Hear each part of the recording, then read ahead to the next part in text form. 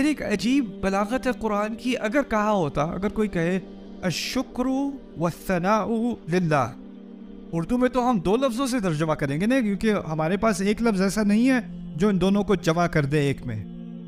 تو ہم اردو میں ترجمہ کریں گے شکر اور ثنا اللہ کی ہے یا اللہ کے لیے ہے. اگر ہم عربی میں کہیں الشکر والثناء للہ, جس طرح ہم اردو میں دو لفظ استعمال کر رہے ہیں, اسی طرح اگر ہم عربی میں بھی دو لفظ استعمال کر لیں تو کیا فرق پڑے گا؟ بات تو پھر بھی ایک ہی ہو گئی نا. حمد میں دو الفاظ آ گئے, اسی طرح شکر اور ثنا میں دو الفاظ آ گئے. تو اصل میں عربی زبان اللہ تعالیٰ نے اس لیے چنی کہ اس کے اندر بہت زیادہ سینسٹیوٹی ہے, بہت حساسیت ہے. اگر آپ دو لفظ استعمال کرو گے نا تو اس کے معنی بدل جاتے ہیں. ایک معنی یہ ہوتا ہے کہ کچھ چیزوں کے لیے شکر اور کچھ اور چیزوں کے لیے ثنا. اگر آپ دو لفظ استعمال کرو گے تو اس کا مطلب لازمی یہ نہیں رہتا کہ ایک ہی چیز کے لیے شکر اور ثنا اکٹھے ہیں. شکر کبھی اور ثنا کبھی اور. جیسے آپ کہیں یہ سائیکل اور یہ گاڑی میرے استعمال میں ہے, اگر آپ دونوں کو کہیں اس کا مطلب یہ بھی ہو سکتا ہے کہ کبھی کبھی سائیکل اور کبھی کبھی گاڑی, اکٹھی نہیں, اکٹھی بہت مشکل ہو جائے. تو اسی طرح الشکر والثناء للہ دونوں کو اکٹھا کرنا اللہ تعالیٰ نے ایک لفظ کے اندر کر کے ایک ایسی بات کہہ دی جو اگر دو لفظ بھی استعمال کیے جاتے وہ بات نہ ہوتی. اب یہ دونوں اکٹھے چل رہی. بات سمجھ آ گئی؟ تو یہ پہلا فرق ہے الحمدللہ اور الشکر للہ اور الثناء للہ کے درمیان. ایک اور بات پھر میں آپ کو آپ کی پہلی بریک دیتا ہوں. انٹروڈکشن کافی لمبا تھا, یہ چیز مجھے عادت ڈالنی پڑے گی پاکستانی انٹروڈکشنز کی. میں دنیا میں کہیں بھی جاتا ہوں انٹروڈکشنز نہیں ہوتے. یہاں پہ ایک یونیورسٹی میں یہاں پہ گیا تھا, وہاں پہ 6 انٹروڈکشنز تھے. انٹروڈکشن کرنے والے نے اگلے انٹروڈکشن کرنے والے کا انٹروڈکشن کیا, پھر انہوں نے اس اگلے وہ ایک پوری ایک جس طرح حدیث میں روایت ہوتی ہے نا عن کذا و کذا و کذا, اور میں سمجھا تیسرے والے کے بعد میری باری آنے والی ہے. تو وہ کہتے ہیں اب کسی مزید تاخیر کے بغیر ہم دعوت دیتے ہیں فلانے فلانے. نا اس اوکے میں پھر بیٹھ جاؤں. لیکن خیر, میں چاہتا ہوں کہ آپ کا فوکس رہے, تو میں آپ کو ایک اور بات اس سیشن میں بتاؤں گا, اور وہ ہے خطبے میں آپ نے کبھی سنا ہوگا, جمعے کا خطبہ اگر آپ ٹائم پہ جاتے ہو تو خطیب جب اپنا خطبہ شروع کرتا ہے تو شروع میں کہتا ہے ان الحمد للہ. سنا ہے کبھی؟ الحمدللہ نہیں کہتا, کیا کہتا ہے؟ ان الحمد للہ. اب ان کا اضافہ آ گیا خطبے میں. ان کا کیا مطلب ہے؟ بے شک تو بڑا اچھا لفظ ہے. اگر فاتحہ میں کہہ دوں ان الحمد للہ, کیا فرق پڑ جائے گا؟ بلکہ یہ تو ایک زیادہ قوی سٹیٹمنٹ بن جائے گی نا. بے شک ہم تعریف اور شکر اللہ کے لیے. تو ان کہنے سے یا نہ کہنے سے کیا فرق پڑتا ہے؟ اس کی 2 وجوہات ہیں. پہلی وجہ وہ یہ ہے کہ اس کو سمجھنے کے لیے عربی میں ٹیکنیکل الفاظ ہیں, لیکن میں آپ کو آسان زبان میں سمجھاؤں گا. عربی میں کہتے ہیں خبر انشائی, خبری کلام انشائی. لیکن عام زبان میں آپ کبھی کبھی زبان استعمال کرتے ہو معلومات دینے کے لیے. آپ سے کوئی پوچھے موسم کیسا ہے؟ اچھا ہے, آپ نے معلومات دے دی. کیا حال چال ہے؟ ٹھیک ٹھاک ہوں, آپ نے معلومات دے دی. کبھی کبھی منہ کھلتا ہے کسی سے بات کرنے کے لیے, آپ اس تک کوئی معلومات پہنچا رہے ہو, وہ خبر دے رہے ہو, اس کو کلام خبری کہتے ہیں. کبھی کبھی آپ کا منہ کھلتا ہے, اس میں معلومات نہیں ہوتی, اس میں صرف جذبات ہوتے ہیں. میں آپ کو مثال دیتا ہوں. فرض کریں آپ نے یہاں پر آپ کی سیٹ ہے, بریک ہوئی, آپ بریک میں چلے گئے, اور آپ کو پتا ہے کہ کوئی آپ کی سیٹ میں بیٹھنے والا تھا. تو بریک کے فوراً بعد آپ بھاگ کے واپس آئے اور اپنی سیٹ میں واپس آ کے بیٹھ گئے. ابھی کوئی بھی نہیں بیٹھا, آپ کو چین آ گیا کہ آپ اپنی سیٹ پہ واپس آ کے بیٹھ گئے. بیٹھتے ساتھ ہی کہا الحمدللہ. کوئی سننے والا تو تھا نہیں, آپ نے کسی کو سکھایا نہیں الحمدللہ, آپ نے اپنی دل کی آواز کہی ہے نا, اپنے جذبات کا اظہار کیا ہے. اسی طرح اگر ہم کہیں میں کال کر کے تھک گیا ہوں, کال اٹھا ہی نہیں رہے, کہاں غائب ہو گئے, کہاں غائب ہو گئے. پھر ٹیکسٹ میسج آ گیا سروس خراب ہے, میں ٹھیک ہوں. جب ٹیکسٹ میسج آ گیا تو کیا کہتا ہے انسان؟ الحمدللہ. کوئی ہو نہ ہو الحمدللہ. ابھی میں آپ کو سکھا رہا ہوں الحمدللہ کے بارے میں, کچھ بات کر رہا ہوں, تو ابھی میں معلومات پیش کر رہا ہوں. سیشن ختم ہو جائے، سیشن صحیح جائے، وہاں بیٹھ کے میں کہوں گا الحمدللہ وہ میرے جذبات کا اظہار ہے، نہیں؟ تو یہ بات واضح ہو گئی. کبھی کبھی ہم بات کرتے ہیں معلومات کے لیے، معلومات دینے کے لیے، کبھی کبھی ہم بات کرتے ہیں اپنے جذبات کا اظہار کرنے کے لیے. عربی کا ایک قاعدہ ہے کہ اگر آپ انا استعمال کرو گے نا تو وہ صرف معلومات کے لیے ہو سکتا ہے، جذبات کے لیے نہیں. انا کا مقصد ہے خبری کلام. انا اگر میں استعمال کروں گا تو میں کسی اور کو کوئی بات سمجھانے لگا ہوں، کسی اور کے لیے میں نے یہ لفظ استعمال کیا ہے، اپنے لیے نہیں. اگر میں انا استعمال نہ کروں تو ہو سکتا ہے کہ وہ کلام، وہ بات معلومات کے لیے ہو، اور یہ بھی ہو سکتا ہے کہ وہ جذبات کے لیے ہو. اس میں دونوں پاسبلٹیز رہ جاتی ہیں. اب فاتحہ میں کبھی کبھی آپ فاتحہ پڑھیں گے کسی کو دعوت دینے کے لیے. آپ اندازہ کرو قریش کے زمانے میں کوئی فاتحہ پڑھ رہا ہو، کوئی صحابی فاتحہ پڑھ رہے ہوں اور کوئی مشرک پاس سے گزرے، اس کو معلومات ملی نا. لیکن ہو سکتا ہے اسی وقت جو صحابی وہ فاتحہ پڑھ رہے ہیں وہ اپنے دل سے پڑھ رہے ہیں، اپنے لیے پڑھ رہے ہیں. یعنی اس کے دونوں اثرات باقی رہ گئے انا نکالنے کی وجہ سے. یہ بات سمجھ میں آ گئی؟ پھر خطیب کیوں کہتا ہے ان الحمدللہ؟ اس کی کیا تک بنتی ہے؟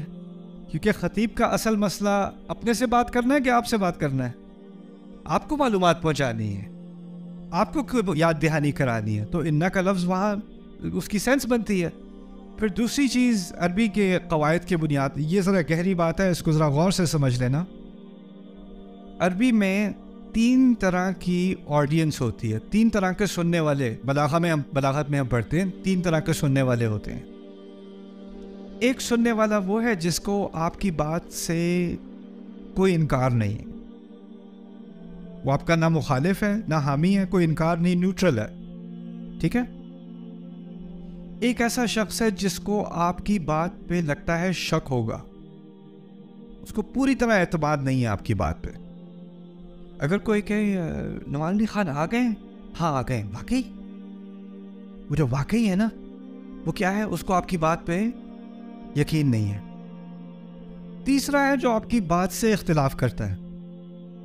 3 طرح کی آڈینس ہے، اتفاق کرنے والا، شک کرنے والا اور انکار کرنے والا. 3. عربی میں جب آپ بات میں زور ڈالتے ہو نا انا کے ذریعے، اور بھی الفاظ ہیں، جب آپ ایک زور ڈالتے ہو نا تو اس کا مقصد ہوتا ہے کسی ایسے شخص سے بات کرنا جس کے دل میں شک ہو.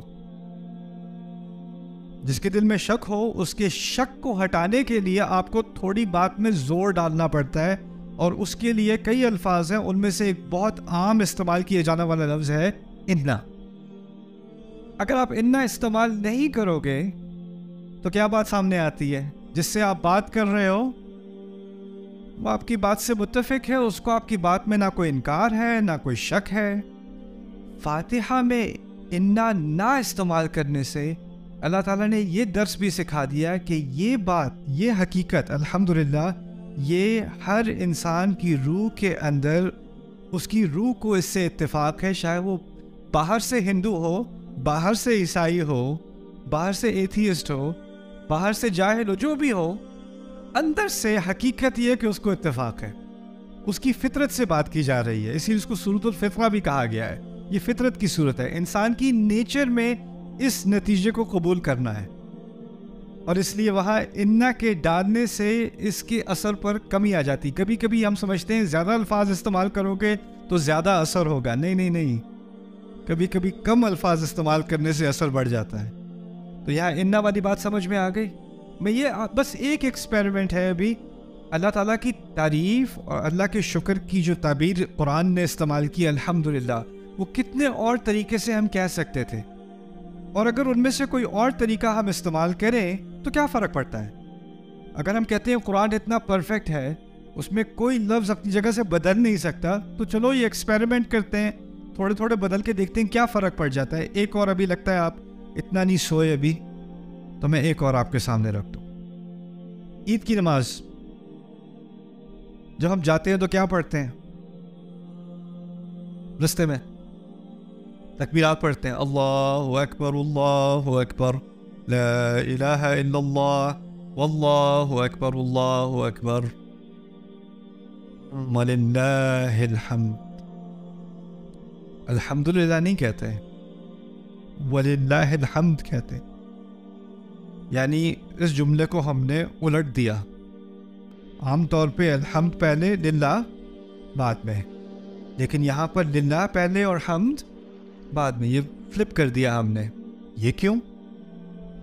اور قرآن میں 6 مرتبہ غالباً الحمدللہ کا لفظ استعمال ہوا ہے, لیکن ایک مرتبہ للہ الحمد بھی استعمال ہوا ہے سورۃ الجاثیہ میں. فَلِلَّهِ الْحَمْدُ رَبِّ السَّمَاوَاتِ وَرَبِّ الْأَرْضِ رَبِّ الْعَالَمِينَ وَلَهُ الْكِبْرِيَاءُ فِي السَّمَاوَاتِ وَالْأَرْضِ وَهُوَ الْعَزِيزُ الْحَكِيمُ. للہ الحمد بھی استعمال ہوا. تو عربی میں حمد کے 2 طریقے قرآن میں پائے جاتے ہیں, للہ الحمد اور الحمدللہ. فرق کیا ہوا؟ اصل میں قرآن میں کبھی کبھی اس ترتیب کے بدلنے سے معنی میں فرق آ جاتا ہے, اور اس ترتیب کے بدلنے سے بھی ایک فرق جو آتا ہے وہ ہے صرف کا اضافہ. للہ الحمد کا ترجمہ ہوگا حمد صرف اللہ کے لیے. الحمدللہ کا معنی ہوگا حمد اللہ کے لیے. لیکن للہ الحمد, حمد صرف اللہ کے لیے. پھر یہی بات سامنے آتی ہے, صرف کہنے سے بات میں زیادہ قوت آتی ہے. تو فاتحہ میں اگر للہ الحمد کہا ہوتا اور شروع سے یہ بات سکھا دی گئی ہوتی کہ حمد صرف اور صرف اللہ کے لیے, تو وہاں صرف کا لفظ استعمال کیوں نہیں کیا, الحمدللہ کیوں کہہ دیا؟ اس کو سمجھنے کے لیے پہلے جاثیہ کی طرف, میں نے کہا تھا سورۃ الجاثیہ میں للہ الحمد ہے نا. شروع سے سورۃ الجاثیہ کی شروعات سے مشرکون کے ساتھ ایک مقابلہ ہے. مشرکوں کے عقائد پر حملہ کیا جا رہا ہے. اللہ تعالیٰ کی وحدانیت کی دلائل دی جا رہی ہیں. کیوں ایک اللہ کو مانو, اس کے ساتھ باقیوں کو شریک کیوں نہ ٹھہراؤ. اور اس تمام بات کے آخر میں کہا حمد صرف اللہ کے لیے ہے. کیونکہ بات کس سے کی جا رہی ہے؟ شرک کرنے والے سے. اس سے اگر آپ کہو حمد اللہ کی کرو تو وہ کہے گا وہ تو میں کرتا ہی ہوں, اور ساتھ میں یہ کچھ اور بھی ہیں ان کے بھی کرتا ہوں. یعنی اس کو الحمدللہ سے انکار نہیں ہے, اس کو للہ الحمد سے انکار ہے. تو کیونکہ اس کو شرک ہے نا اس کا مسئلہ, تو اس کے شرک کے حل کے لیے اس سے کہا گیا للہ الحمد. لیکن فاتحہ میں کیا مشرکون سے بات ہو رہی ہے؟ فاتحہ میں کس سے بات ہو رہی ہے؟ ہر انسان سے, اور ہر انسان کی فطرت سے. اور انسان کی فطرت کے اندر یہ ڈیبیٹ ہے ہی نہیں, یہ مسئلہ ہے ہی نہیں کہ ایک سے زیادہ رب ہے کہ نہیں. ہمارے اندرون ہماری گہرائیوں کے اندر ایک رب ہے. اسی لیے الحمدللہ جو بات دل میں ہے وہی سامنے آ گئی الحمدللہ. اسی لیے وہاں للہ الحمد نہیں ہے. اوکے, کسی نے بہت اچھا سوال پوچھا پچھلے لیکچر کے بارے میں. عید کی نماز پہ ہم للہ الحمد کیوں کہتے ہیں؟ میں نے کیا کہا تھا للہ الحمد کے بارے میں؟ کیا معنی ہے اس کے؟ ہم صرف اللہ کے لیے. اور وہ تو کسی مشرک کی مخالفت میں آپ کہو گے نا کہ ہم صرف اللہ کے لیے. تو آپ عید کی نماز پڑھنے جا رہے ہو, اس میں کہاں مشرکین آ گئے؟ عید کی نماز کھل کر تکبیر کرنا یہ فتح مکہ کے بعد ہوا ہے, جب بت سارے ٹوٹ چکے, اور اب مسلمان نماز پڑھنے جا رہے ہیں پہلی دفعہ, اور مکے میں اس بات کا مظاہرہ ہو رہا ہے کہ اب سے حمد صرف اللہ کے لیے ہوگی. اب بڑائی صرف اللہ. اللہ اکبر, اللہ اکبر, لا الہ الا اللہ, اللہ اکبر, اللہ اکبر, وللہ الحمد. وہاں اس بات کی سینس بنتی ہے, اور اسی کو ہم ہمیشہ سیلیبریٹ کر رہے ہیں, اسی فتح کو. وہاں شرک کا خاتمہ ہوا ہے, اور صرف ایک رب کی حمد ہم نے کرنی ہے, اسی لیے وہاں پر للہ الحمد کی سینس بنتی ہے, اس کی حکمت ہوتی ہے. ٹھیک, اچھا. آگے ہے, یہ بھی کہہ سکتے ہیں عربی میں للہ حمدن. حمدن الف لام کے بغیر, ال کے بغیر. اگر آپ للہ حمدن کہیں گے تو اس کا معنی یہ ہوگا کچھ حمد اللہ کے لیے. وہ تو آپ کو ویسے ہی واضح ہو جائے گا کیوں مناسب نہیں ہے. ال استغراق بھی کہتے ہیں اسے. ال سے کیا بنتا ہے؟ تمام حمد اللہ تعالیٰ کے لیے. اور یہ قرآن کا فلسفہ ہے، تمام حمد اللہ تعالیٰ کے لیے۔ دیکھیں، میری زندگی میں، آپ کی زندگی میں، ہم نے کچھ چیزیں، کچھ کامیابیاں ہمیں ملی ہیں زندگی میں۔ آپ کالج یونیورسٹی سے گریجویٹ ہوئے ہو، آپ کو کوئی جاب ملی ہے، آپ کو کوئی بزنس سکسیزفل ہوا ہے، یہ تمام جو کامیابیاں ہمیں زندگی میں ملتی ہیں، یہ اصل میں ہماری نہیں ہے، اصل میں یہ میری کامیابی نہیں ہے، میرے ہاتھ میں صرف کوشش ہے۔ اور یہ ساری کامیابیاں، ان کو آپ نتیجہ کہہ لیں، نتیجہ میرے ذمہ ہے ہی نہیں، میرے ہاتھ میں صرف اللہ نے کوشش دی ہے، اور اس نے اپنے ہاتھ میں ہمیشہ کیا رکھا ہے؟ نتیجہ۔ اب دنیا کی نظر میں اگر کوئی مشہور ہو گیا تو مشہوری بھی ایک طرح کی کامیابی سمجھی جاتی ہے، تو کہتے ہیں ماشاءاللہ آپ تو بڑے مشہور ہو گئے، آپ تو بڑے یہ ہو گئے۔ مشہوری اس سے نہیں آئی، مشہوری کہاں سے آئی تھی؟ اللہ سے آئی تھی۔ آپ کا بزنس تو بڑا چل گیا، انویسٹمنٹ اس نے کی ہے، محنت اس نے کی ہے، لیکن جو بزنس چلا ہے نا، وہ کس نے چلایا ہے؟ وہ اللہ نے چلایا ہے۔ تو ہم کہتے ہیں نا، تمام حمد اللہ کے لیے۔ وہ کیا ہے کہ کوشش تو میں نے کی ہے، لیکن اللہ کی قدر میں مجھ سے کہیں زیادہ کوشش کرنے والے ہیں جس کو اللہ نے نتیجہ نہیں دیا، مجھ سے کہیں زیادہ ذہین ہے، مجھ سے کہیں زیادہ عقل مند ہے، جن کو اللہ نے یہ موقع نہیں دیا، جن کے لیے دروازے نہیں کھولے۔ اور یہ میرے لیے اس لیے نہیں کھولے کہ میں زیادہ مستحق ہوں۔ کبھی اللہ امتحان لیتا ہے زیادہ دینے سے، کبھی اللہ امتحان لیتا ہے کم دینے سے۔ الحمدللہ سے یہ بات ذہن میں ہمیشہ رہتی ہے کہ جو کچھ اچھا آ رہا ہے نا میری زندگی میں بھی، آپ کی زندگی میں بھی، وہ اصل میں ہمارا کارنامہ ہے ہی نہیں، وہ اصل میں اللہ تعالیٰ کی طرف سے۔ وَأَن لَيْسَ لِلْإِنسَانِ إِلَّا مَا سَعَى، انسان کی ملکیت میں کوئی چیز ہے ہی نہیں سوائے ان کوششوں کے جو اس نے کی۔ کوشش کے علاوہ کچھ نہیں ہے میرا۔ کوئی مجھے کہتے ہیں ماشاءاللہ آپ کو تو بہت لوگ سنتے ہیں۔ میں نے کہا میں تھوڑی سناتا ہوں، جو میں بول رہا ہوں وہ میری کوشش ہے۔ جو اللہ تعالیٰ کسی کے دل میں ڈال رہا ہے کہ اس کی بات سن لو، وہ میری طرف سے تھوڑی آیا ہے، وہ تو اللہ تعالیٰ کی طرف سے آیا ہے۔ اور وہی بات کوئی سنے اور کہے اس سے میری زندگی بدل گئی، اور وہی بات کوئی اور سنے اور کہے یہ کیا بکواس کر رہا ہے، یہ کیا بورنگ بات کر رہا ہے، میں اپنا ٹائم برباد نہیں کر رہا یہاں پہ۔ یہی ہوتا ہے نا، کسی کے کان میں اللہ تعالیٰ نے کن فیکون ڈال دیا ہے، کسی کے کان میں نہیں ڈالا، اس کا مجھ سے کوئی تعلق ہے ہی نہیں۔ یہ بھی الحمدللہ کا ایک نتیجہ ہے۔ اچھا آگے چلتے ہیں، للہ الحمد سے۔ ہاں، یہ ایک اہم لیسن ہے اس کا، عربی گرامر کو اب مجھے اردو میں کچھ سمجھانا پڑے گا، اسم اور فعل کا فرق۔ اردو میں آپ نے سیکھا ہوگا فعل ماضی، فعل حال، فعل مستقبل، ایک زمانے میں سیکھا ہوگا جب جیل میں تھے، اسکول میں تھے۔ اچھا، فعل حال، فعل ماضی، فعل حال، فعل مستقبل۔ اسم کا کوئی صیغہ نہیں ہوتا ہے، اس میں حال، اس میں ماضی، اس میں مستقبل۔ اسم کا کوئی ٹینس نہیں ہوتا، نہ وہ ماضی میں ہوتا ہے، نہ حال میں ہوتا ہے، نہ مستقبل میں ہوتا ہے۔ جیسے یہ میز ہے، میز کا نہ ماضی ہے، نہ حال ہے، نہ مستقبل ہے، اس کا کوئی۔ لیکن میں کہوں کھایا، بیٹھا، پڑھا، تو پڑھنے کا ایک ماضی ہے، میں نے کل پڑھا، یا میں ابھی پڑھ رہا ہوں، یا میں کل پڑھوں گا۔ یعنی افعال کا یا تو ماضی ہوتا ہے، یا حال ہوتا ہے، یا مستقبل ہوتا ہے۔ اگر میں کہوں میں اللہ کی حمد کرتا ہوں، میں اللہ کی حمد کرتا ہوں، میں نے فعل استعمال کیا کہ نہیں؟ فعل استعمال کیا نا۔ تو اگر کہا ہوتا احمد اللہ، میں اللہ کی حمد کرتا ہوں، بات تو پھر بھی ٹھیک ہوتی۔ احمد اللہ رب العالمین الرحمن الرحیم مالک یوم الدین، ایسے ہو جاتی بات۔ یا ہم کہتے نحمد اللہ، جیسے خطیب کہتا ہے شروع میں، آپ کے سونے سے پہلے آپ نے سنا ہوگا، ان الحمد للہ نحمدہ ونستعینہ، سنا ہے کبھی؟ نحمدہ، ہم اس کی حمد کرتے ہیں، عربی میں کہتے ہیں ہم اس کی حمد کرتے ہیں، تو یہ فعل کا استعمال ہے۔ قرآن نے کیا کہا ہے؟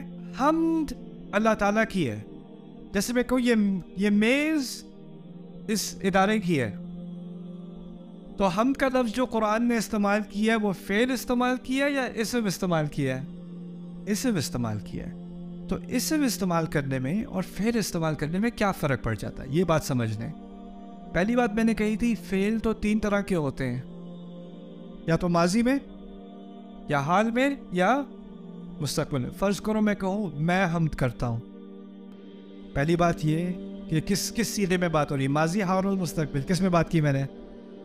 حال میں، یعنی میں نے اس بات کی کوئی ضمانت دی کہ میں ماضی میں بھی کر رہا تھا، اور نہ میں نے اس بات کا ذکر کیا کہ میں مستقبل میں کروں گا، نہ وہ میرے بس کی بات ہے۔ اور اگر آپ ماضی میں پیچھے جاتے جاؤ تو ایک وقت تھا جب میں کچھ تھا ہی نہیں لیکن حمد پھر بھی تھی، اور ایک وقت مستقبل میں آنے والا ہے جب میں کچھ ہوں گا ہی نہیں لیکن حمد پھر بھی ہوگی۔ تو اس بات کی ضرورت ہے کہ حمد ایسی ہو جو نہ ماضی میں پھنسی ہو، نہ حال میں اور نہ مستقبل میں۔ اور اگر آپ نے کوئی ایسا لفظ استعمال کرنا ہے جو وقت کی قید میں پھنسا ہوا نہ ہو تو وہ فعل تو ہو نہیں سکتا، وہ کیا ہونا ہے؟ الحمدللہ، یعنی اس میں اب وقت کی قید نہیں رہی۔ دوسری بات، جب فعل ہوتا ہے نا کوئی کام، تو اس کا فاعل بھی ہوتا ہے، کرنے والا۔ میں نے کہا تھا میں حمد کرتا ہوں، کرنے والا کون ہوا؟ میں۔ اگر میں کہوں ہم حمد کرتے ہیں تو کرنے والے کون ہوئے؟ ہم۔ اگر میں کہوں تمام مخلوق یا تمام کائنات حمد کرتی ہے تو کرنے والے کون ہوئے؟ تمام کائنات۔ لیکن جب میں کہوں حمد اللہ کے لیے ہے، جیسے قرآن نے کہا ہے الحمدللہ، حمد اللہ کے لیے ہے، کسی کرنے والے کا ذکر ہے؟ نہ۔ حمد اللہ کے لیے میں وقت کی قید نہیں ہے اور کسی کرنے والے کا ذکر نہیں ہے، کیونکہ تمام کائنات ہو نہ ہو حمد ہمیشہ رہے گی۔ حمد اس کائنات سے پہلے بھی تھی، حمد اس کائنات کے بعد بھی ہوگی۔ ایسی حمد اللہ تعالیٰ کی جو نہ وقت کی قید میں ہو، نہ کسی کے حمد کرنے والے کی قید میں ہو۔ سبحان اللہ، الحمدللہ۔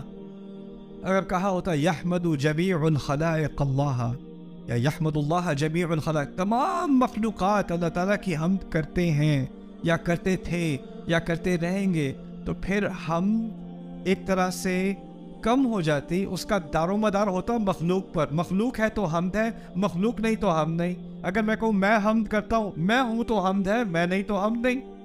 لیکن اللہ تعالیٰ کہتا ہے حمد اللہ کی ہے، میں ہوں نہ ہوں حمد پھر بھی ہے۔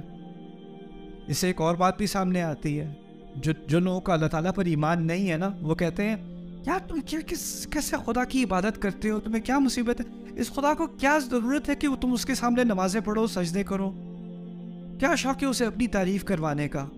کیونکہ دنیا میں جس کو اپنی تعریف کروانے کا شوق ہے وہ بہت متکبر ہوتا ہے۔ تو یہ کس قسم کا خدا ہے تو اس کو اپنی تعریف کروانے کا شوق ہے؟ اس کے جواب میں الحمدللہ کافی ہے۔ یعنی جب کوئی مخلوق تھی بھی نہیں تب بھی اس کی حمد تھی۔ اسی طرح سورۃ الرحمن میں اللہ تعالیٰ نے یہ بات سمجھا دی ہے، کہا ہے کل من علیہا فان وَيَبْقَى وَجْهُ رَبِّكَ ذُو الْجَلَالِ وَالْإِكْرَامِ۔ دیکھیں جلال کس چیز کو کہتے ہیں؟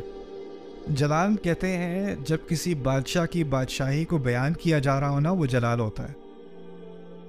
اور کیا عظیم الشان آپ کی سلطنت ہے، یا جو بھی ہے تعریف کی جا رہی ہے۔ جلال آج کل کیا ہوگا، کوئی چیمپئن شپ جیت جائے، کوئی میچ جیت جائے، جو فینس کر رہے ہوتے ہیں نا، وہ تجلیل کر رہے ہوتے ہیں، وہ جلال دکھا رہے ہوتے ہیں اس کا۔ اگر کوئی اکیلا ایک آئلینڈ میں بندہ یا ایک میدان میں کوئی بڑا کارنامہ کر لے، کوئی ارد گرد کوئی تعریف کرنے والا نہیں ہو، تو اس کی جلال ہوئی یا نہیں ہوئی؟ جلال کرنے کے لیے آپ کو، جلال ہونے کے لیے آپ کو جلال کرنے والے چاہیے، کوئی تعریف کرنے والا چاہیے، تب تعریف ہوگی نا۔ اللہ تعالیٰ فرما رہے ہیں تمام چیزیں ختم ہو جائیں گی اس دنیا میں، جب کل من علیہا فان، تمام فانی ہو جائیں گے، ختم ہو جائیں گے، لیکن تیرے رب کا چہرہ ذوالجلال، جلال والا باقی رہے گا۔ جلال کرنے والے کوئی تعریف کرنے والے ہیں، ہو نہ ہو وہ باقی رہے گا. یہ ہے الحمدللہ. اچھا آگے